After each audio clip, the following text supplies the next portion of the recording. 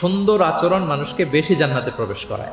আমরা অনেক সময় ইসলামের এই এসেন্সটা ধরতে পারি না। দেখবেন যে খুব নামাজি স্ত্রীর সাথে খারাপ আচরণ করে, খুব আল্লাহওয়ালা প্রতিবেশীর সাথে ঝগড়াঝাটি, আশেপাশের নেইবরের সাথে, কলিগের সাথে, বন্ধুদের সাথে যে ভালো আচরণ করতে হয়, গুড বিহেভিয়ার করতে হয়, এবং এটাই যে আমাকে সবচেয়ে বেশি জান্নাতে প্রবেশ করানোর মাধ্যম হতে পারে, এটা আমরা ভুলে যাই। প্রাণীদের প্রতি দয়া দেখানো এটা ছোটখাটো কোনো ব্যাপার নয়, এটাই আপনার জান্নাতের কারণ হতে পারে, এটাই আপনার জাহান্নামের কারণ হয়ে যেতে পারে। আল্লাহ রাসূল সাল্লাল্লাহু আলাইহি ওয়াসাল্লাম বলেন, যে ব্যক্তি অন্যকে দয়া দেখায় না, আল্লাহ তাআলা তার প্রতি দয়া দেখায়। এই দুনিয়াতে যারা আছে তোমরা তাদের প্রতি দয়া দেখাও, যিনি আকাশে আছেন তিনি তোমাদের প্রতি দয়া দেখাবেন। আমি আমার মূল আলোচনা শুরু করছি। আমাকে সুনির্ধারিত একটা টপিকে কিছু আলোকপাত করতে বলা হয়েছে। টপিকটা হচ্ছে দ্য এক্সাম্পলারি প্রফিটিক বিহেভিয়ার, অর্থাৎ আল্লাহ রাসূল সাল্লাল্লাহু আলাইহি ওয়াসাল্লামের অনুপম চরিত্র। ওনার আচরণ কেমন ছিল, আল্লাহ রাসূল সাল্লাল্লাহু আলাইহি সাল্লামের বিহেভিয়ার কেমন ছিল, উনি মানুষের সাথে কেমন করে মিশতেন, কিভাবে ইন্টারেক্ট করতেন, ডিলিং করতেন, এবং সেখান থেকে আমাদের প্রাত্যহিক জীবনে, আমাদের ডে টু ডে লাইফে আমরা আসলে কি শিখতে পারি, সেই বিষয়টা নিয়ে আমরা কিছু আলোকপাত করবো ইনশাআল্লাহ বিইজনিল্লাহ। আম্মা জান আয়েশা রাদিয়াল্লাহু তাআলা আনহাকে যখন জিজ্ঞেস করা হতো যে কাইফা কানা খুলুকু রাসূলিল্লাহ, হে আম্মা জান আমাদের প্রিয় নবীজির আচরণ কেমন ছিল, তিনি বলতেন কানা খুলুকুহু আল কোরআন, রাসূল সাল্লাল্লাহু আলাইহি ওয়াসাল্লামের আচরণ ছিল কোরআনের আচরণ। মানে পুরো কোরআনে থিওরিটিক্যালি যা বলা আছে আমাদের প্রিয় নবীজির জীবনে প্র্যাকটিক্যালি সেটা করে দেখানো আছে। তিনি যখন মদিনার রাস্তা দিয়ে হেঁটে যেতেন, as if a living Quran is walking on the street, মনে হতো একটা জীবন্ত কোরআন মদিনার রাস্তা দিয়ে হেঁটে হেঁটে যাচ্ছে। কানা খুলুকুহু আল কোরআন। তো উনি কিভাবে মানুষের সাথে আচরণ করতেন? উনি কি হুট করে রেগে যেতেন আমাদের মতো? কর্কশ ভাষী ছিলেন? বাজে আচরণ করতেন কারোর সাথে?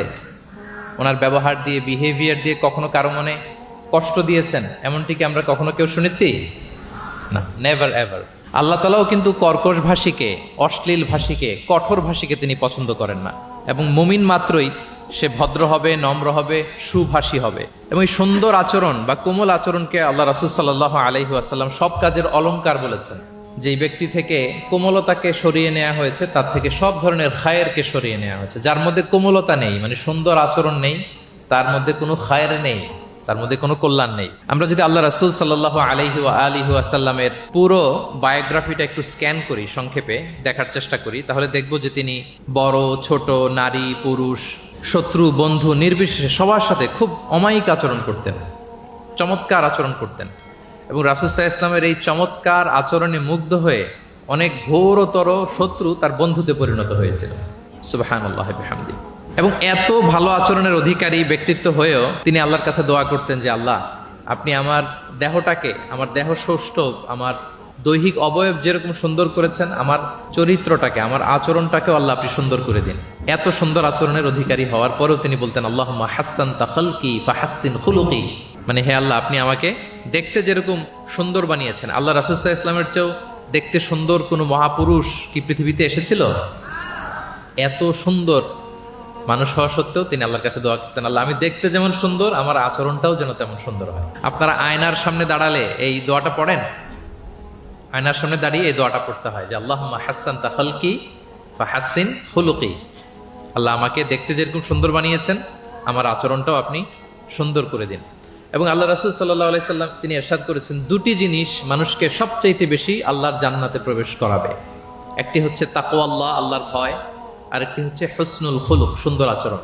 রিপিট, আমি আবারও বলছি, দুটি জিনিস মানুষকে সবচাইতে বেশি আল্লাহর জান্নাতে প্রবেশ করায়। একটি হচ্ছে আল্লাহর ভয়, তাকওয়াল্লাহ, আরেকটি হচ্ছে সুন্দর আচরণ, হুসনুল খুলুক।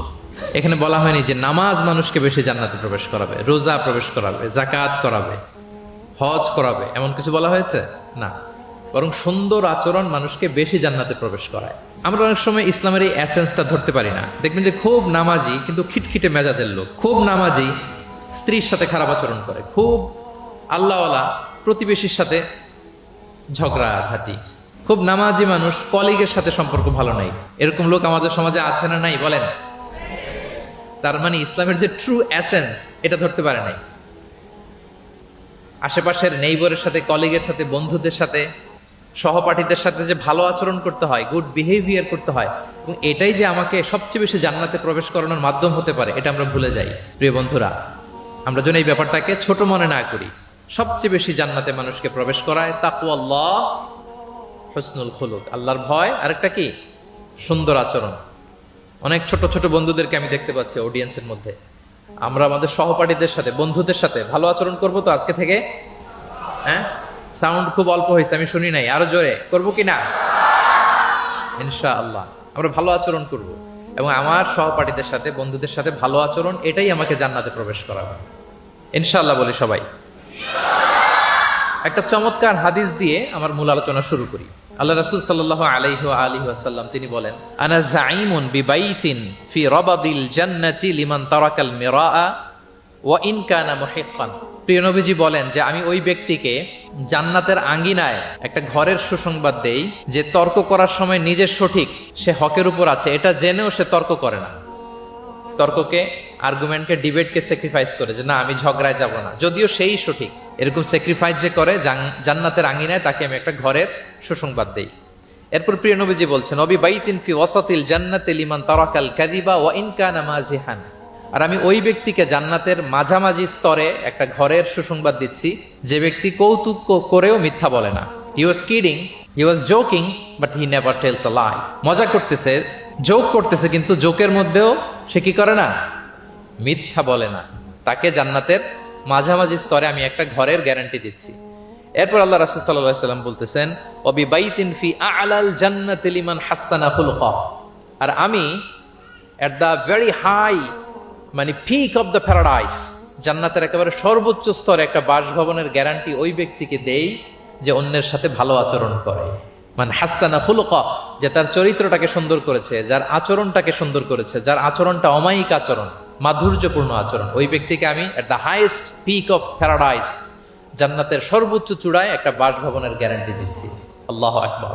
তাহলে আমার আশেপাশে যারা আছে তাদের সাথে ভালো আচরণ করা, গুড বিহেভিয়ার করা, এটা ছোটখাটো কোনো বিষয় নয়, এটা অনেক গুরুত্বপূর্ণ একটা বিষয়, কিন্তু আমরা অনেক সময় এটার গুরুত্বটা বুঝতে পারি না, এটাকে ছোট করে দেখি। তো সম্মানিত বন্ধুরা, আমরা দেখবো যে আমাদের প্রিয় নবীজি অন্যের সাথে কিভাবে আচরণ করেছেন। তিনি শিশুদের সাথে কিভাবে মিশেছেন, প্রাণীর প্রতি ওনার নবীজের আচরণ কেমন ছিল, শিশুদের সাথে কেমন ছিল, নারীদের সাথে কেমন ছিল, সাহাবাদের সাথে কেমন ছিল, কর্মচারীদের সাথে আচরণ কেমন ছিল, নিজের স্ত্রীদের সাথে কেমন ছিল, প্রতিবেশীর সাথে কেমন ছিল, যুদ্ধবন্দীদের সাথে প্রিয় নবীজের আচরণ কেমন ছিল, ভিক্ষুকের সাথে আচরণ কেমন ছিল, এমনকি যুদ্ধের ময়দানে শত্রুদের সাথে প্রিয় নবীজের আচরণ কেমন ছিল।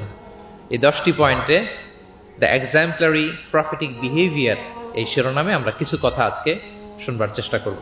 আমরা শুরুতে একটু দেখার চেষ্টা করি যে পশু, পাখি, প্রাণী, এই প্রাণী জগতের প্রতি প্রিয় নবীজির আচরণ কেমন ছিল। প্রিয় নবী যে প্রাণীদের প্রতি খুব দয়াদ্র ছিলেন, তার বায়োগ্রাফিতে, জীবনীতে এরকম অসংখ্য নজির পাওয়া যায়। কারণ আল্লাহ তাআলা তাকে রাহমাতাল লিল আলামিন, ওমা আরসালনাকা ইল্লা রাহমাতাল লিল আলামিন, I've sent you as a mercy for the entire universe।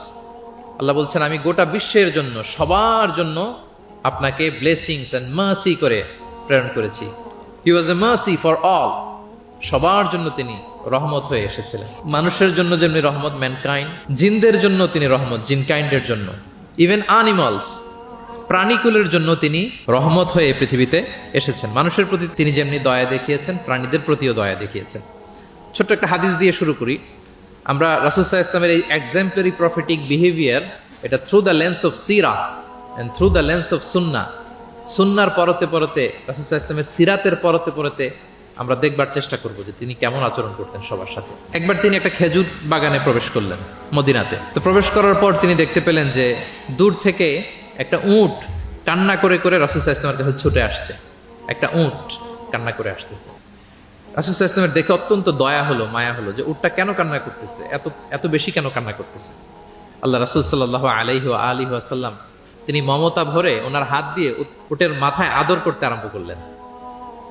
প্রিয় নবীজির এই মমতা মাখা হাত বোলানো পেয়ে উটের কান্না বন্ধ হলো, এবং রাসূল সাল্লাল্লাহু আলাইহি ওয়াসাল্লামের কানে কি কি যেন বললো উট, এটা অন্যরা বুঝতে পারছে না।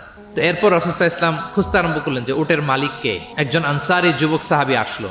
তখন রাসূল সাল্লাল্লাহু আলাইহি ওয়াসাল্লাম বললো যে তোমার এই উট আমার কাছে তোমার ব্যাপারে নালিশ করেছে যে তুমি একে ক্ষুধার্ত রাখো, কিন্তু একে দিয়ে অনেক কাজ করাও।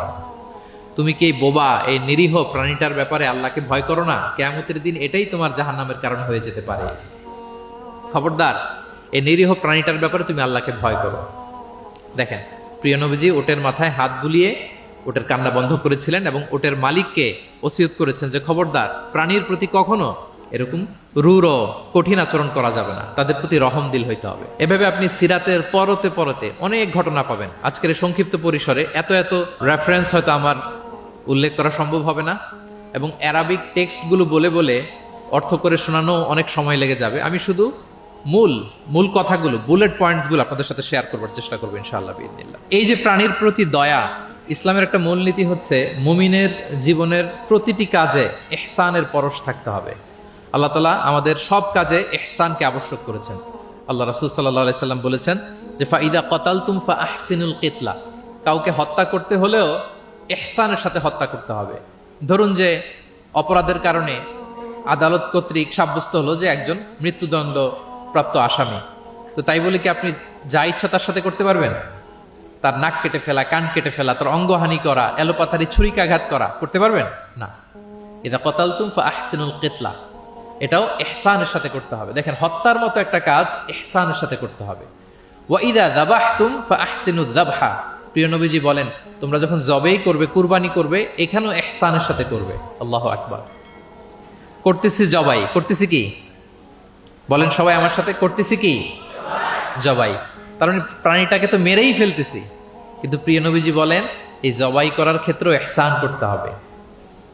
এত সুন্দরভাবে দ্রুত তার গলায় ছুরি লাগাতে হবে যাতে কয়েক সেকেন্ডের মধ্যেই জবাইয়ের কাজটা হয়ে যায়। আপনি ইচ্ছে মতো এলোপাথারি তাকে ছুরি দিয়ে কষ্ট দিতে পারবেন না। মুমিনের প্রতিটি কাজের জন্য ইহসানের পরশ থাকে। একবার আল্লাহ রাসূল সাল্লাল্লাহু আলাইহি সাল্লাম এক সাহাবীর পাশ দিয়ে যাচ্ছেন। ওই সাহাবী একটা ভেড়াকে জবাই করার জন্য মাটিতে শুইয়ে পা দিয়ে চেপে ধরে এরপর ছুরি ধার করতেছে। ছাগলটাকে মাটিতে শুইয়ে পা দিয়ে চেপে ধরে এরপরে কি করতেছে? ছুরি ধার করতেছে।